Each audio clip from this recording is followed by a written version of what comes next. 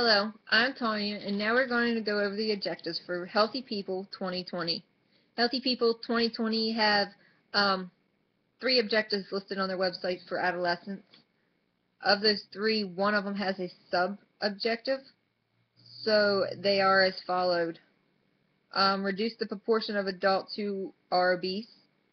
Reduce the proportion of children and adolescents who are considered obese. Then the sub-objective is to reduce the proportion of adolescents aged 12 to 19 years who are considered obese. And then they have a developmental objective, and it is to prevent inappropriate weight gain in adolescents aged 12 to 19 years. Healthy People 2020 set up objectives to help Americans become healthy. Every 10 years, they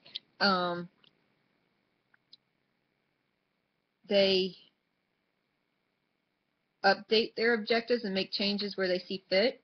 Their mission is, and I'm just going to tell you them as they have posted on their website, to identify nationwide health improvement priorities, increase public awareness and understandings of determinants of health, disease, and disabilities and the opportunities for progress, provide measurable objectives and goals that are applicable at the local, national, and state levels, engage in multiple sectors to take action to strengthen policies and improve practices that are driven by the best available evidence and knowledge, and to identify critical research, evaluation, and data collection needs. If you would like more information, you can visit their website at www.healthypeople.gov. So we all know that education is key. Knowing what obesity is and how it affects you can help decrease the odds of obesity. Knowing ways to prevent it is going to decrease the odds of obesity as well. So Beth has just told us what obesity is and some of the causes. Now let's go over the risk factors, because obesity is more than just caloric intake and not exercising. According to the CDC, your genetic makeup plays a role in obesity, just by how and where your body stores fat. Genetics plays a role in your metabolism and how your body uses the breakdown of foods. If both your parents are obese, the likelihood of their children is that they are going to be obese as well. Your age group puts you at risk. The older we get, the slower metabolism becomes. The older we get, the less active we become with the same caloric intake. If you live a sedentary life where the only physical activity you are getting is from walking to different rooms, you're at higher risk for obesity. Your family lifestyle plays a role in your risk of obesity.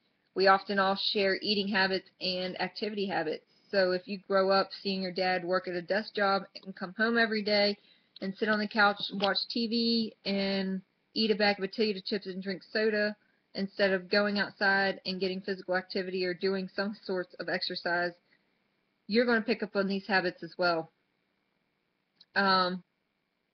Here in a little bit, you'll hear from Alyssa on physical activity.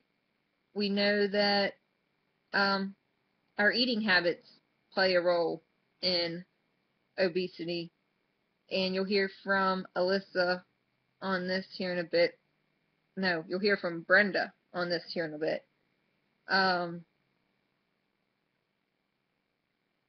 Other risk factors include pregnancy and hormones for women, lack of sleep, certain medications, social and economic statuses, even some of your medical issues put you at risk.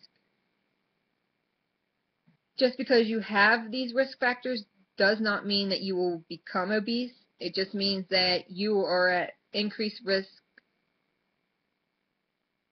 more so than someone who does not have these risk factors. We are trying to help you understand that you can help yourself and change before it's too late.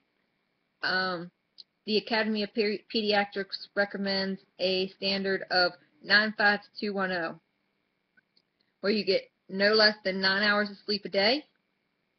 You get 5 servings of fruits and vegetables of different variation and different colors.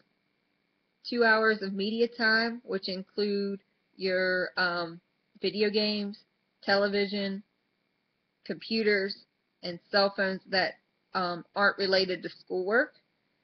They recommend 1 hour of physical strenuous activity and 0 sugary drink intake. They do not want us to be drinking in any of our calories. So the best way to do this would be to drink plenty of water. Next, you're going to hear from Brenda on nutrition. Thank you.